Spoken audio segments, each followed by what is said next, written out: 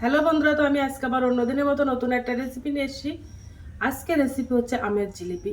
তো চলো আমি এই রেসিপিটা কীভাবে বানাই তোমরা শেষ মতো ভিডিওটি স্কিপ না করে দেখতে থাকো। তো চলো রেসিপিটা শুরু করি।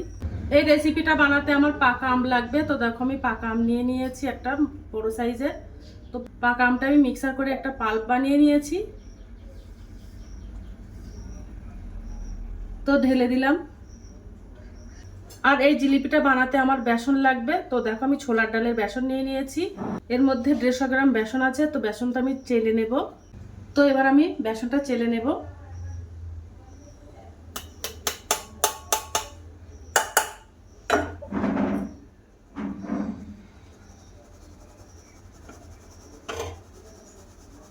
কেননা বেসনের মধ্যে দলা দলা আছে, ওগুলো আমি ফেলে দেব চেলে নিয়ে। দেখো বেসনের মধ্যে কতটা দলা বেরিয়েছে। ওর মধ্যে একটু লবণ দিয়ে দেব। আর ওর মধ্যে আমি 1 প্যাকেট গুঁড়ো দুধ দিয়ে দেবো। এই গুঁড়ো দুধটা দিলে কিন্তু এই জিলিপিটা খেতে খুব ভালো লাগে, তার জন্য আমি দিয়ে দেবো। তোমরা চাইলে লিকুইড দুধও দিতে পারো। তো দুধটা দিয়ে দিলাম। এবার আমি এই উপকরণ ভালো করে মিশিয়ে নেব।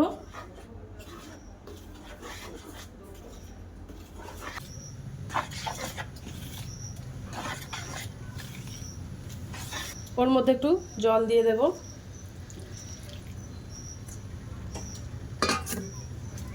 তো অল্প করে করে জল দেবো, একসঙ্গে অনেকটা জল দেব না।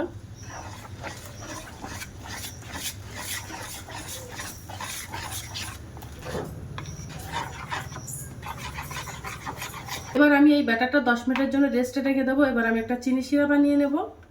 তো দেখো আমি এই বাটির 1 বাটি চিনি নিয়ে নিয়েছি। এর মধ্যে 250 গ্রাম চিনি আছে। তো চিনিটা আমি এই গামলাটির মধ্যে দিয়ে দেবো। আর ওই বাটির আমি 1 বাটি জল দিয়ে দেব। দিয়ে এবার আমি একটা চটচটে একটা চিনি শিরা বানিয়ে নেব। চিনিটা ভালো করে গলিয়ে নেব।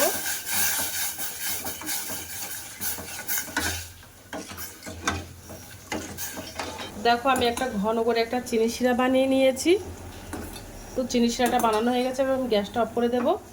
চিনি শিরাটা বানানো হয়ে গেছে। এবার আমি জিলিপিগুলো সব বানিয়ে নেব। এবার আমি ওর মধ্যে কিছুটা এলাচ গুঁড়ো দিয়ে দেবো। 1 চামচের 3 ভাগের 1 ভাগ বেকিং সোডা দিয়ে দেব। ভালো করে মিশিয়ে নেব। দেখো ব্যাটারটা বানিয়ে নিয়েছি। জিলিপিটা বানানোর জন্য আমি একটা দেখো পাইপিং ব্যাগ নিয়ে নিয়েছি। এই ব্যাগের মধ্যে আমি ব্যাটারটা ভরে নেব। তো এবার ব্যাটারটা ঢেলে দেব। তো দেখো আমি পাইপিং ব্যাগের মধ্যে ভরে নিয়েছি। তো উনানে আমি একটা কড়াই দিয়ে দিয়েছি। এবার সাদা তেল দিয়ে দেব।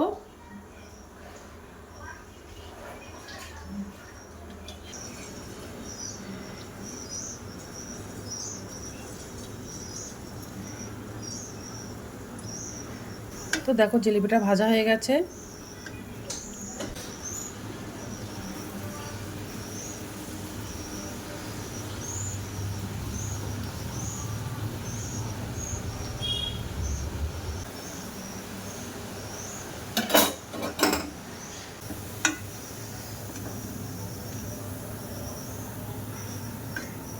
তো বাদ বাকি জিলিপিগুলো আমি এভাবে বানিয়ে নেব। তো দেখো জিলিপিগুলো সব বানানো হয়ে গেছে। এবার যে আমি চিনি শিরাটা বানিয়েছিলাম, ওই চিনি শিরার মধ্যে আমি জিলিপিগুলো ভেজাতে দেব। জিলিপিগুলো এভাবে ভেজাতে দেব।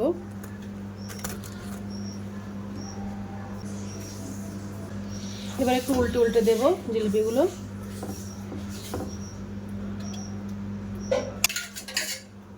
তো জিলিপিগুলো ভেজে গেছে।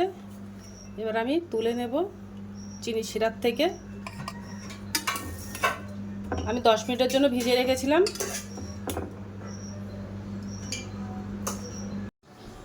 তো দেখো আমার জিলিপিগুলো সব বানানো হয়ে গেছে, কত সুন্দর লাগছে দেখতে।